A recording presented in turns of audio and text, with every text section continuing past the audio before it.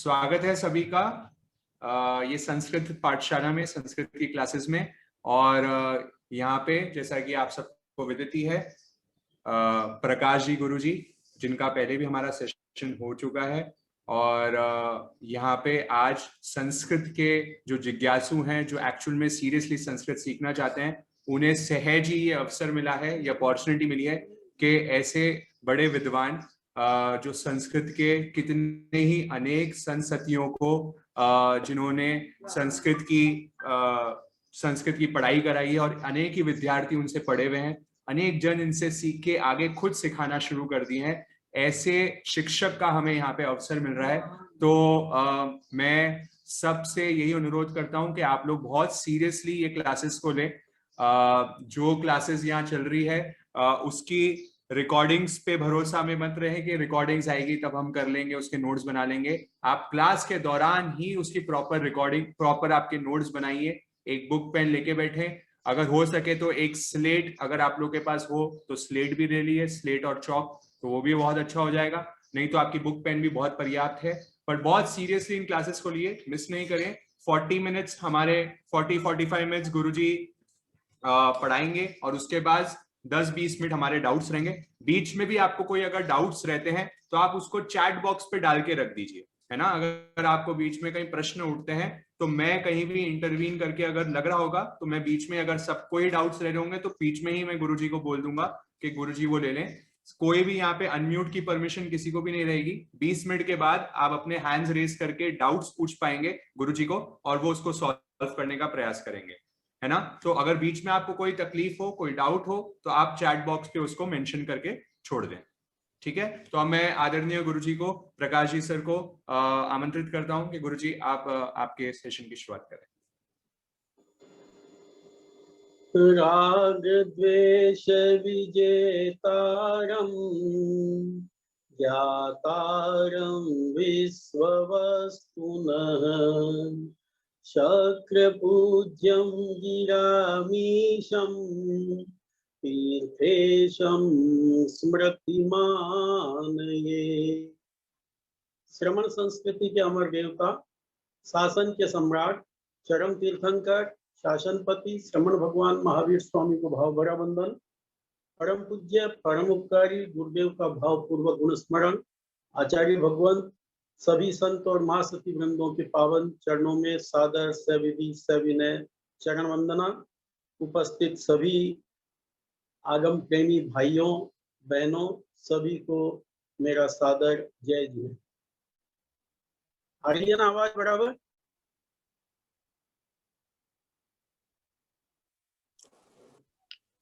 जी गुरुजी, आ रही है आवाज अच्छे से।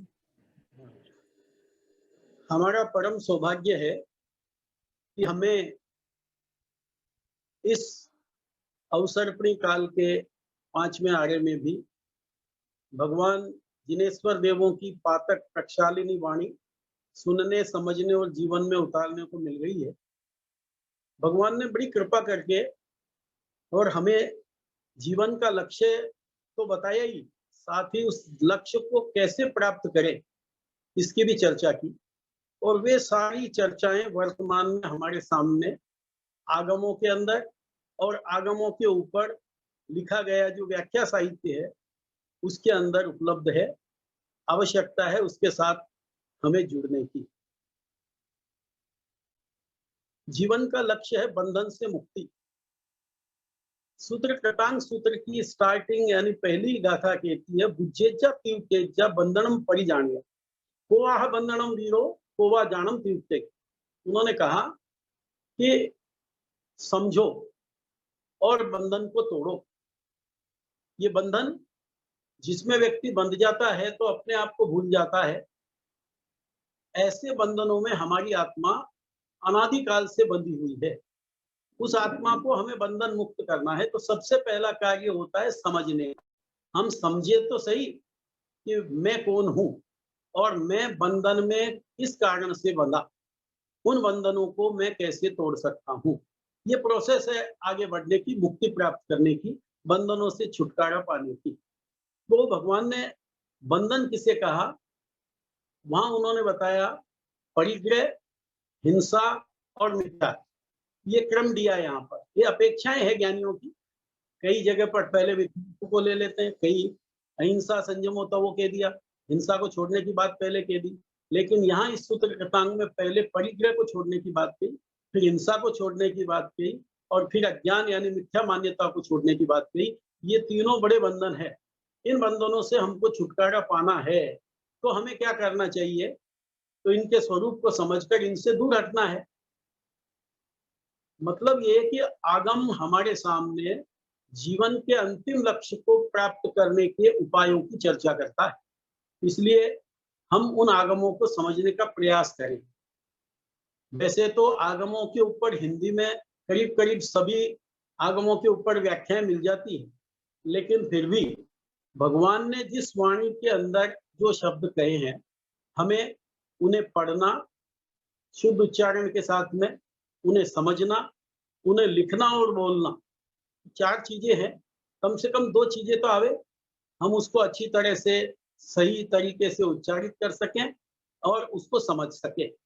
आगे अगर किसी का अच्छा प्रयास रहा तो लिखने और बोलने के काम में भी इसे भाषा को लिया जा सकता है। आगम को समझने के लिए आगम की भाषा को जानना जरूरी है। आगम की भाषा जिसमें तीर्थंकर भगवान उपदेश देते हैं, वो वैसे अर्धमागधी प्राकृत भाषा कही जाती है। अर्थात प्राकृत का एक पार्ट है अर्धमागधी, उसमें भगवान अपनी बात कहते हैं। लेकिन हम बात कर रहे हैं संस्कृत।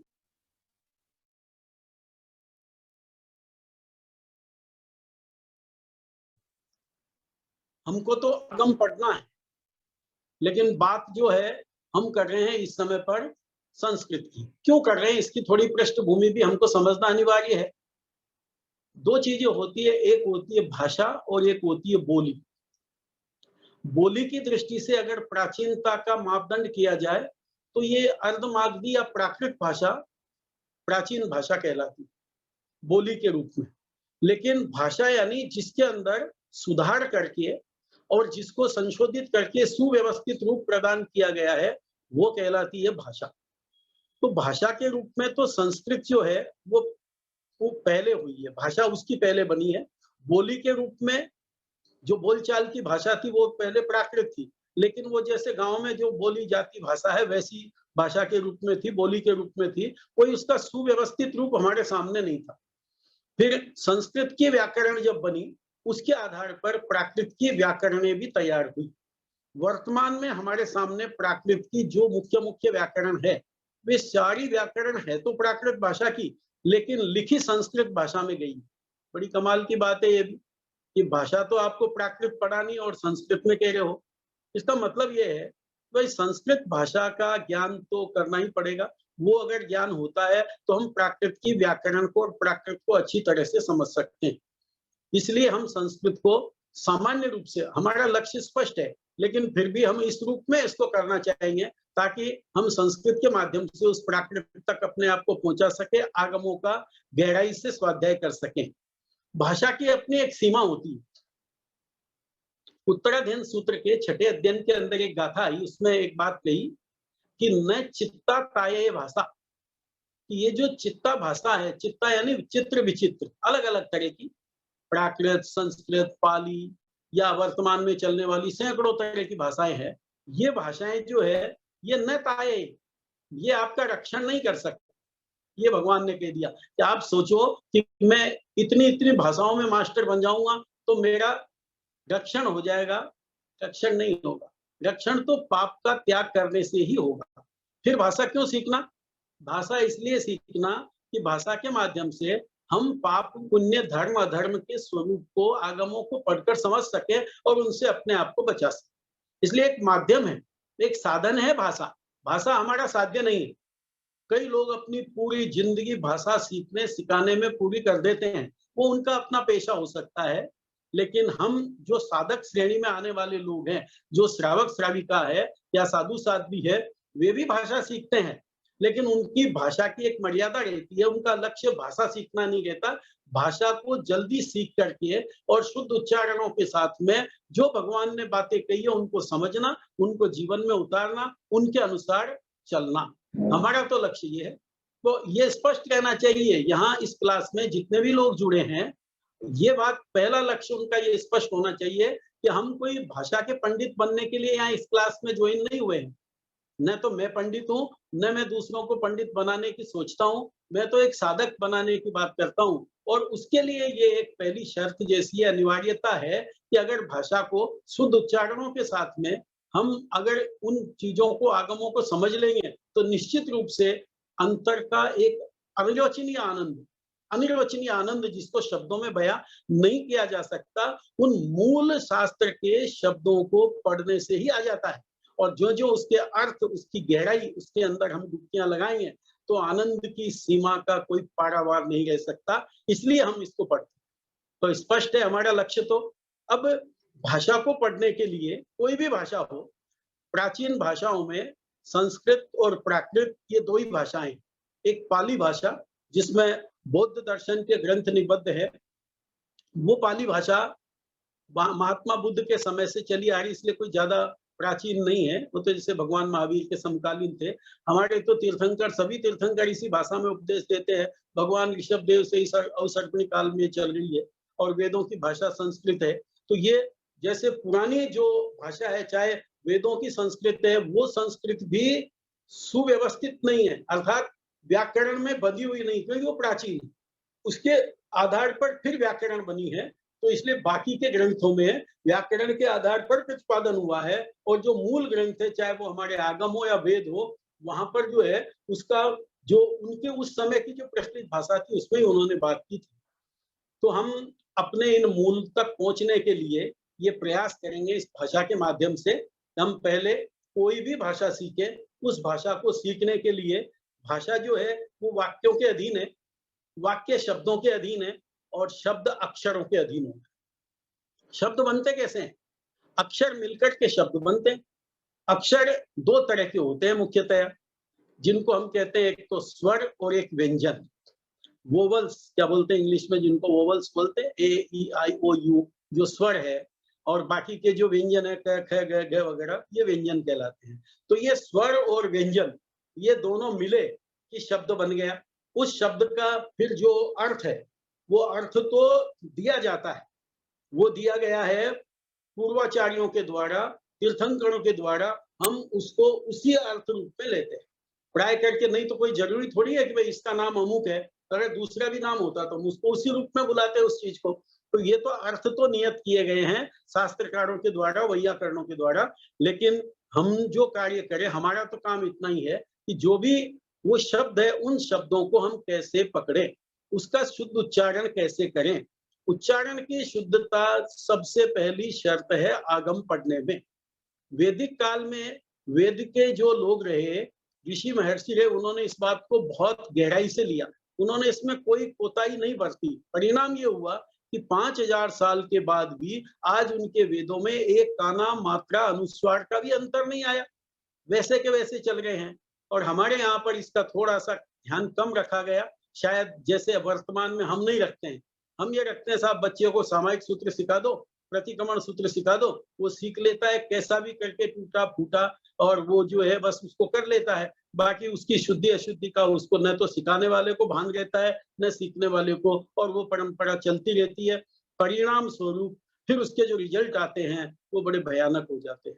इसलिए ये आवश्यकता है, वर्तमान समय की तो सबसे बड़ी आवश्यकता है, हम द्रव्य शुद्धि को विशेष रूप से, जो कम से कम सामान्य जो उसके नियम है, व्याकरण है, उसके आधार पर अगर कर लेते हैं, तो हमारी ये पूर्वाचार्यों की जो ऐसी परंपरा, जिसमें उन्होंने इतनी मेहनत करके और हम तक ये बातें पहुंचाई है, उनको हम सुव्यवस्थित तरीके से स्वयं समझ सकें और आगे तक ले जा सकें। शुद्ध उच्चारण के कारण से हम दोषों के भागी नहीं बने, नहीं तो रोज तो हम आग में तिविए बोले और रोज वही गलती करें, तो ये तो फिर कोई उचित बात नहीं रहती ना। कि गलती एक बार होती है, गलती होने के बाद जो ही उसका परिमार्जन हो जाना चाहिए, नहीं होती है तो फिर बार बार गलती करना और मिच्छामि दुक्कडम देना, वो कुछ ज्यादा कारगर सिद्ध नहीं होता। इसलिए हम ऐसा प्रयास करें कि हम इन अक्षरों के माध्यम से, स्वर व्यंजनों के माध्यम से, जो इसकी एबीसीडी जिसको कहते हैं प्रारंभिक है, उसके माध्यम से इस बात को आगे चालू करेंगे। तो ये भूमिका के रूप में मैंने कुछ बातें आपको निवेदन कर दी। अब हम जुड़ते हैं इस क्लास की प्रारंभिक कक्षा पहली क्लास में जो पढ़ने योग्य चीजें है उसके साथ बोर्ड पे लिखा हुआ है, उसको भी आप देखिए, मैं आपको बोलूंगा, आप उसको समझते जाए। यहाँ स्वर लिखे हुए हैं, ये अ, आ, ई, री, ली, फिर नीचे आया उ, ए, ऐ, ओ, औ। ये इतने स्वर हैं, 13 स्वर कहलाते हैं। संस्कृत भाषा के अंदर स्वरों की संख्या 13 है, 13 है। 13 कैसे हो गए? 2 और 2 4 और 2 6 और 1 7 और 2 9 और 2 11 और 2 13। ये 13 क्या कहलाते हैं? स्वर कहलाते हैं। तो इन स्वरों का उच्चारण भी कैसे होगा वो भी हमको ध्यान में रखना है। जैसे जिसको ह्रस्व स्वर कहते हैं, ये इधर लिखे हुए जो है ये पांचों ह्रस्व स्वर है। ह्रस्व स्वर है यानी जिनको सामान्य उच्चारण से बोला जाता है, लंबा नहीं ले जाना। जैसे अ, ई, री, ली, ऊ पहले आता है, लेकिन यहाँ कुछ ये नियम की वजह से ऐसा लिखा गया है, बाकी बोलना ऐसे ही अ, ई, ऊ, री, ली, ये 5। फिर ये दीर्घ जो होते हैं उनको आ, थोड़ा सा लंबा 2 मात्रा, ई, ऊ, री, ये ऐसे 4 है। लृ जो है बड़ा नहीं होता है, दीर्घ नहीं होता है, ये ऐसे। और ये जो ए, ऐ, ओ, औ, ये भी दीर्घ होते हैं चारों। तो दीर्घ का उच्चारण करना आ जाना चाहिए हमको। जहां ए है वो भी दीर्घ है, ऐ है वो भी दीर्घ है। ये ऐ बोलना, इसको ए बोलना। ये ओ है, ये औ, 2 मात्रा है, इसलिए औ बोलेगा। ये उच्चारण इसके इस तरह से। अब यहाँ देखिए व्यंजन। व्यंजन जो है क ख ग घ जिसको बोलते हैं, तो ये 5-5 के जोड़े हैं। क, ख, ग, घ, ङ, ये 5 है। फिर इसके बाद देखिए च, छ, ज, झ, ञ, फिर ट, ठ, ड, ढ, ण, त, थ, द, ध, न, प, फ, ब, भ, म। ये 25 जो है, इनको 5 वर्ग है, पांचों के वर्ग के 25 ये अक्षर हुए हैं। ये 25 अक्षर कहलाते हैं। अब देखिए इनको बोलने के लिए क्या ध्यान रखना है, तो आप यहाँ स्थान पे ध्यान दीजिए। ये इतने, यहां से लेकर के यहां तक, ये सब बोलने में आपको कंठ से बोलना है। कंठ जानते हो ना, गला, गले से आपका उच्चारण निकलना चाहिए। इनमें क्या क्या आगे ये अभी बोल दिए इतने। फिर एक आया है जो आता है हनुमान वाला, ये। फिर एक जो 2 बिंदियां लगती है जिसको बोलते हैं विसर्ग, इसका भी उच्चारण है जैसा ही होता है, तो ये भी। और एक ये जो इतने अक्षर हैं, ये सारे अक्षर बोलते समय आपको कंठ से ये अक्षर निकलते हैं, ये ध्यान रखना पड़ेगा। तो आप जब भी बोले तब ये ध्यान रखें कि मेरे कंठ से ये निकल गया। आप इसका अनुभव करके देखिए, कंठ से बोल रहा है। जैसे आपने बोला है, अब है देख लीजिए कंठ से ध्वनि निकल गई है, तो ये ऐसी। इसी तरह से यहाँ जैसे क, ख, ग, घ, ङ, इसको बोलते हैं न। ये अनुनासिक है। अनुनासिक का मतलब होता है जिनको बोलने में कंठ के साथ में नाक का भी, नासिका का भी उसमें प्रयोग होता है। ये पांचों जो है इनको अनुनासिक बोलते हैं। अनुनासिक जो नासिका से भी बोलते हैं और उसके साथ में ये यहाँ से जुड़े हुए हैं। तो इनको बोलने में ये ध्यान रखना पड़ेगा, कंठ से बोलेंगे ये सब। अब दूसरा आया फिर ये यहाँ पर जिसको बोलते हैं तालु। तालु यानी तालवा जो है अंदर, ये वहां से आवाज निकलती है तालु से। देखिए कैसे निकलेगी, जैसे ये आया च, छ, ज, छ, ञ। फिर एक आता है ये भी तालु से निकल रहा है। श, शंकर वाला श, ये तालु से निकलते हैं। इतनी चीजों का संबंध तालु से है। ये आपको सब आते हैं, लेकिन इनके कंठ, ये स्थान जो है, इन स्थानों को अच्छी तरह से जमाना पड़ेगा और इस तरह से बोलेंगे तो शुद्ध उच्चारित होगा। जैसे ये 3 तरह के श आते हैं ना, तो कौन सा किस में से निकलता है ये आपको पकड़ में आ जाएगा। तो ये कहलाते हैं तालु से निकलने वाले। अब अगला आता है जिसको कहते हैं मूर्धा। मूर्धा का मतलब होता है जीभ के नीचे से। वो जीभ को ऐसा एकदम ऊपर मारेगा, तो नीचे से नहीं, जीभ के नीचे से निकलता है वो मूर्धा। जैसे देखिए ट, देखिए जीभ ऊपर उठती है, ट, ठ, ड ढ ण ट ठ ड ढ ण। ये अब इसके साथ क्या है, र रस्सी वाला, श, ये श षटकोण वाला श जो है ये मूलधा से निकलेगा। बोलते समय हम ये ध्यान रखें, ये देखें कि हम कौन सा स बोल रहे हैं और वो स किस नाम से, किस स्थान से जुड़ा हुआ है और हम उसी तरह से उसका उच्चारण कर रहे हैं क्या, ये कहलाता है मूलधा से बोलने का। फिर इसके बाद में आ रहा है दंत, कंठ हो गया, तालु हो गया, मूलधा हो गया, दंत। दंत का मतलब दांत, जिनको बोलने से दांत पर स्पंदन होता है। देखिए त, दांत पे फर्क पड़ेगा, दांत बीच के बोलो देखे तो नहीं बोलेगा।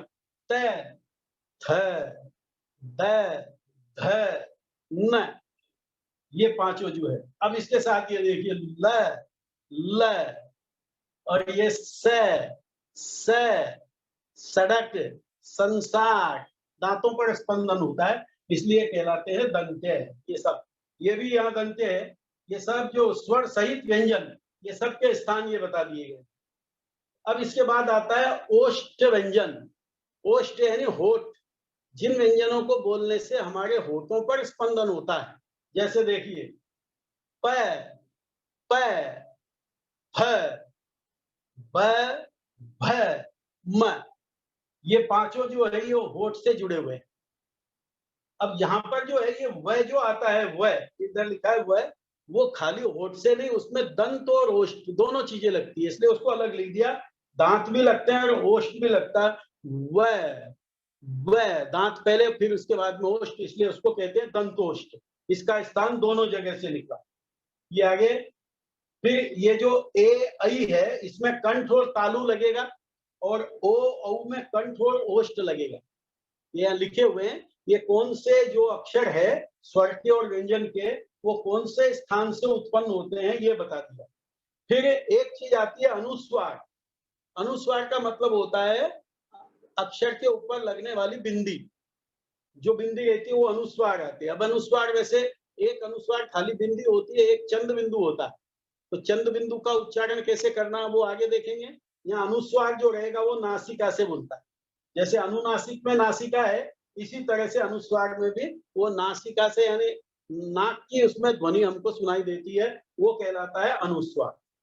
तो ये स्थान बता दिए इनके। अब स्थान बताने के बाद में दूसरी बात जो इनके उच्चारण करते हैं, वो उच्चारण में भी जैसे यहाँ लिखा है अल्प प्राण महाप्राण।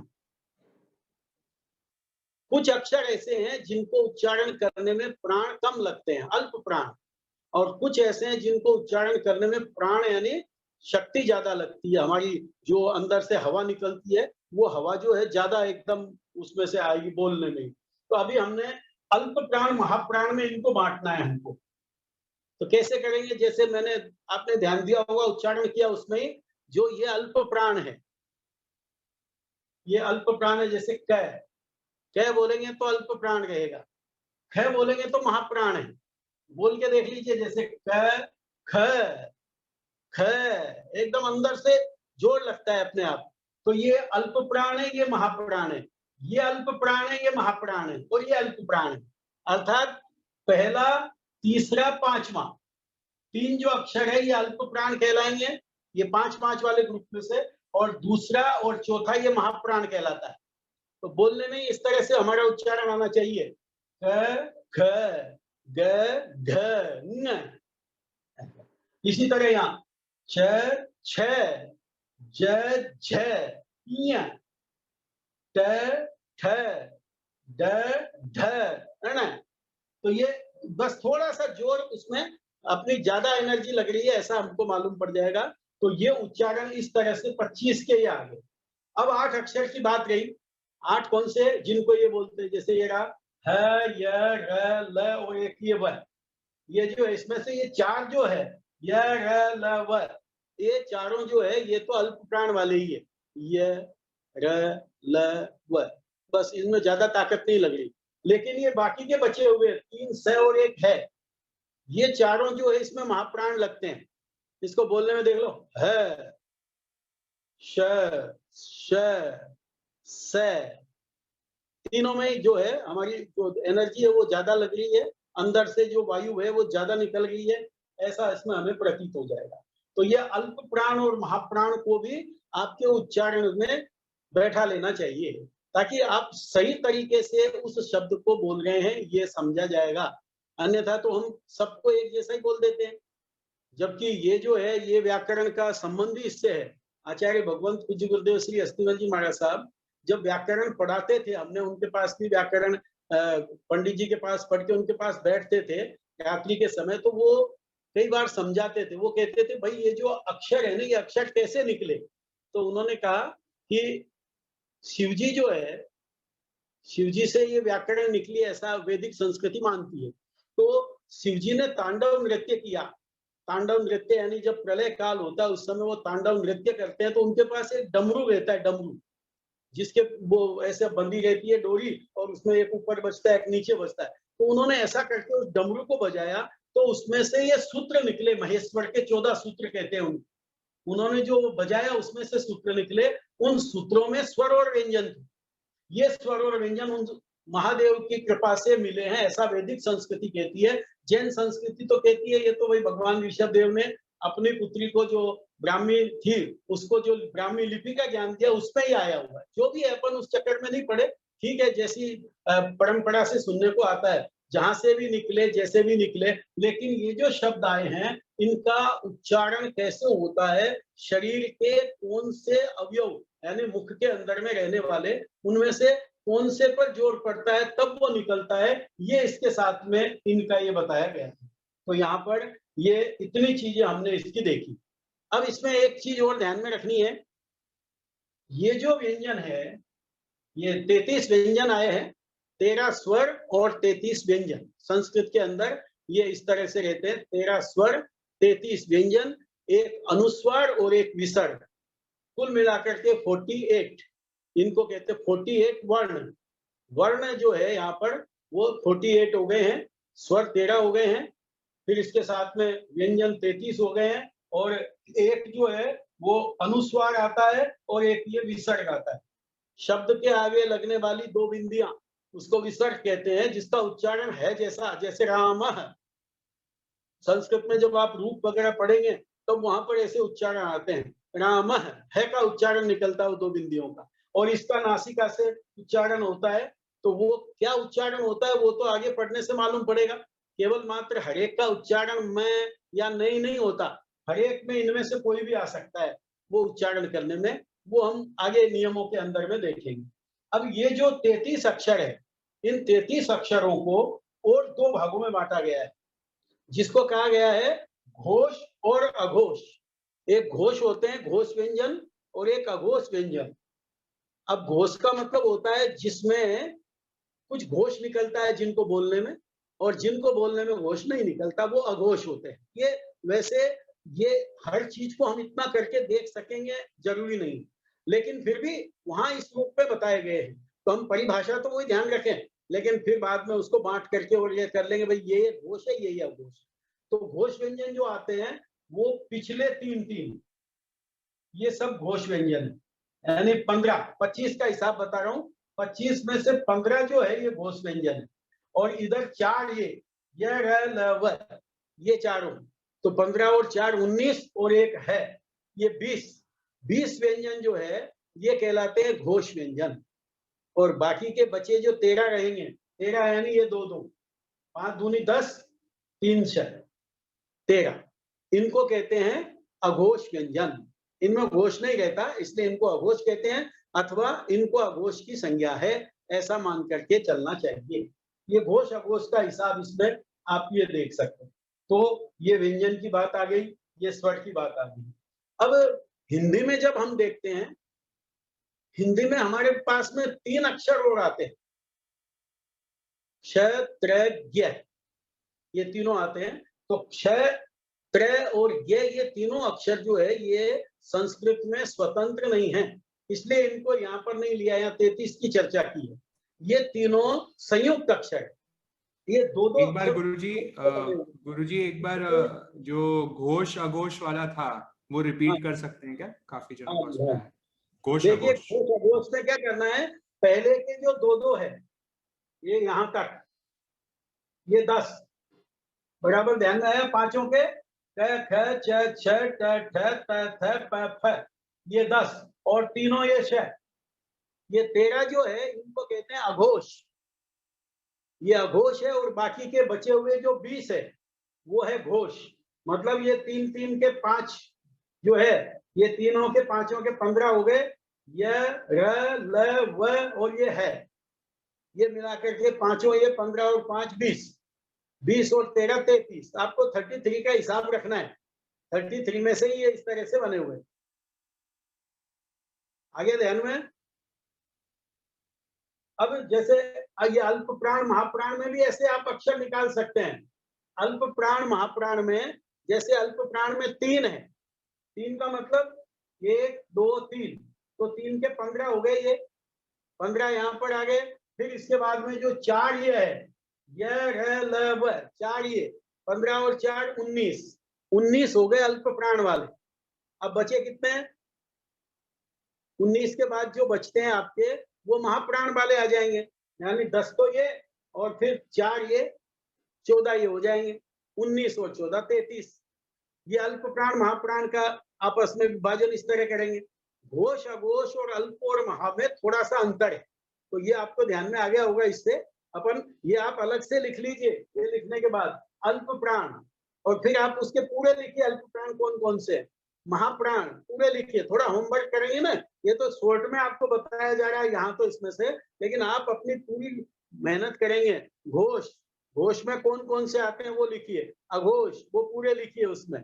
और फिर इनको जो है आपको करना क्या है, जैसे मान लो ये कंठ से बोलते हैं, तो अब कंठ से बोलने वाले ऐसे कुछ शब्द आप ढूंढिए और उन शब्दों को उच्चारित कीजिए और ये अनुभव कीजिए कि हम सही में इसमें ये कंठ से बोल रहा है, ये मूर्धा से बोल रहा है, इसके अंदर में जो है दांत पर प्रहार हो रहा है, ये तालु से बोल रहा है।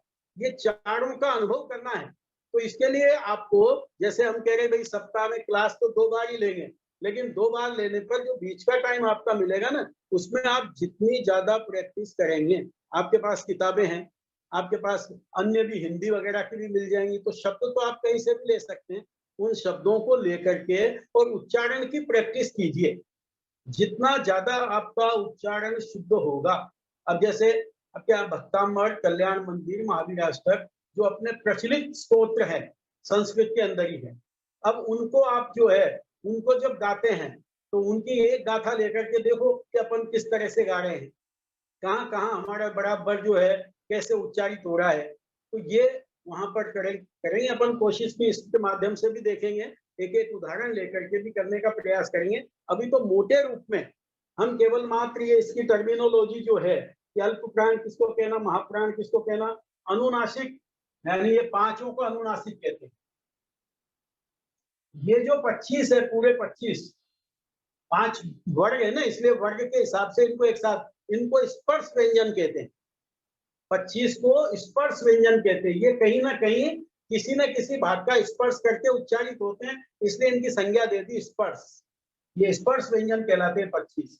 ये जो 4 है, य र ल और व, ये चारों अंतस्थ कहलाते हैं, अंतस्थ व्यंजन। देखिए ये एक को तो कहा है स्पर्श, ये स्पर्श व्यंजन है 25। फिर इसके बाद में आपको होता है अंतस्थ,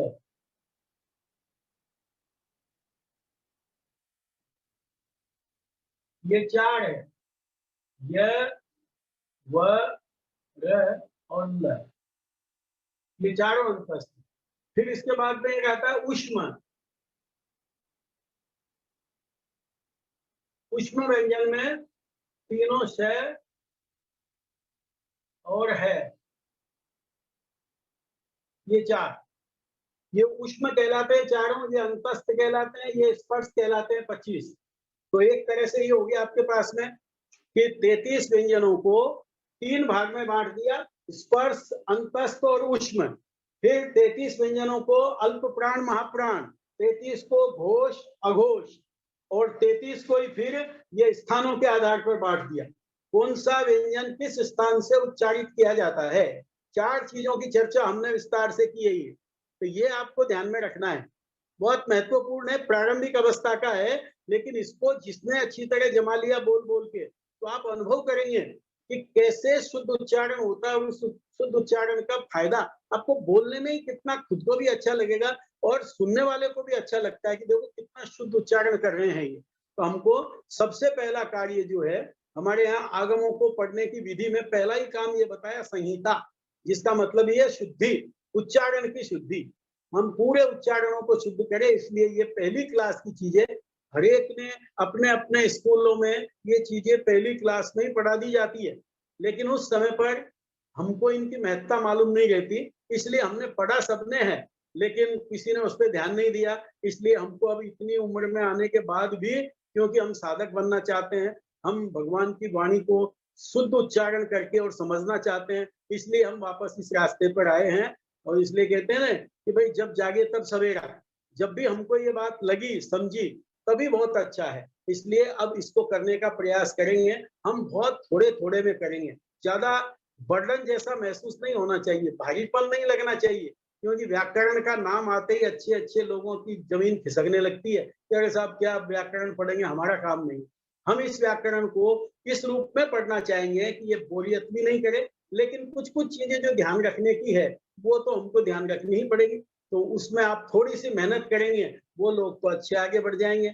और मेरा विश्वास है कि जितने लोग इसमें जुड़े हैं सब अपनी इच्छा से जुड़े हैं, सबके अंतर में एक जिज्ञासा का भाव है कि नहीं मुझे ये कार्य करना है। तो हम इसको चाहे गुरु आज्ञा माने या आगमों का स्वाध्याय करने का साधन माने और इस रूप में इसको आगे बढ़ाने की कोशिश करेंगे, तो निश्चित रूप से हम अपना जो लक्ष्य हम तय कर रहे हैं, लक्ष्य तो हमारा बंधन से मुक्ति का है, उस बंधन से मुक्ति के रास्ते को बताने वाले आगम है, उन आगमों को हम शुद्धता के साथ में पढ़ें समझें। इसके लिए हमको ये सारी चीजों की आवश्यकता महसूस होती है, उनको हम एक एक लेकर के और सामान्य रूप से ही क्यों न हो, थोड़ा समय लगे कोई हरकत नहीं है, उसको अच्छी तरह से समझने का प्रयास करें, एक एक बात को उसी रूप से उच्चारित करके देखने की कोशिश करेंगे, तो निश्चित रूप से हमें ये चीजें जो है ये खाका है, हम इस खाके के आधार पर आगे बढ़ेंगे। एक एक चीज जो पढ़ेंगे वो ये तो केवल मात्र सामान्य रूप से हमारे सामने ये बातें कही गई है, तो ये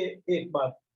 दूसरी बात जो अपन चर्चा कर रहे थे कि ये 3 अक्षर ऐसे हैं जो संस्कृत में नहीं है, प्राकृत में तो है ही नहीं, लेकिन संस्कृत में भी नहीं है, और हिंदी में तो आते हैं, जो हमारे हिंदी के शब्द है उसमें उनका प्रयोग होता और या नहीं होता। क्यों? क्योंकि ये तीनों अक्षर जोड़ अक्षर है, संयुक्त अक्षर, यानी इनमें दो दो अक्षर है। जैसे आपने देखा ये क्षय, क्षय जो है कक्षा वाला क्षय, ये क्षय जो बनता है ये क्षय, ये बनता है क और क्षय के योग से, क प्लस क्षय षटकोण वाला। क और क्षय दो अक्षर है इसमें, देखो क भी यहाँ अलग आ गया, क्षय भी अलग आ गया, फिर इसको कैसे अलग से रखेंगे? इसलिए ये संयुक्त अक्षर होने से संस्कृत भाषा वालों ने इसको छोड़ दिया, हिंदी वालों ने ले लिया, तो क और क्षय मिलकर के बनता है ये क्षय, कक्षा वाला क्षय। इसी तरह से त और र, ये दोनों मिलकर के बनता है प्र, ये भी जोड़ अक्षर हो गया, त और र मिलकर के। और एक आता है ज प्लस य, ज और ये दोनों मिलकर के बनता है ज्ञ,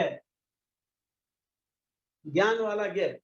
कई लोग इसको जिन्हें बोलते हैं, अलग अलग क्षेत्रों में अलग अलग तरह से उच्चारण किया जाता है। अपन तो ज्ञान ज्ञान, कई जगह पर महाराष्ट्र में वगैरह इसको ज्ञान बोलते हैं, चाहे ज्ञान बोलते हैं, इधर इसके बाबा रामदेव के यहाँ पर उसको ज्ञान बोलते हैं वो, और हम लोग जो व्यवहार में अपन हिंदी वाले वो इसको ज्ञान बोलते हैं। तो ये ज्ञ जो बना है ये दो अक्षरों के मेल से बना है। ऐसे 3 अक्षर ऐसे हैं जो दो दो अक्षरों के मेल से मिलते हैं, इसलिए बनने के कारण से उनको स्वतंत्र रूप से इन 33 अक्षरों में स्थान नहीं मिला। 33 में अपना सारा काम हो गया, इसलिए ये तीनों जो है ये जोड़ अक्षर होने के कारण से अलग से नहीं मिले। ये इतनी बातें इसमें हुई। अब ये बात में आपको कोई बात नहीं समझी है तो आप उसकी चर्चा कर सकते हैं, फिर उसके बाद आगे बढ़ेंगे। पहले इसको अच्छी तरह से समझने की बात है, हम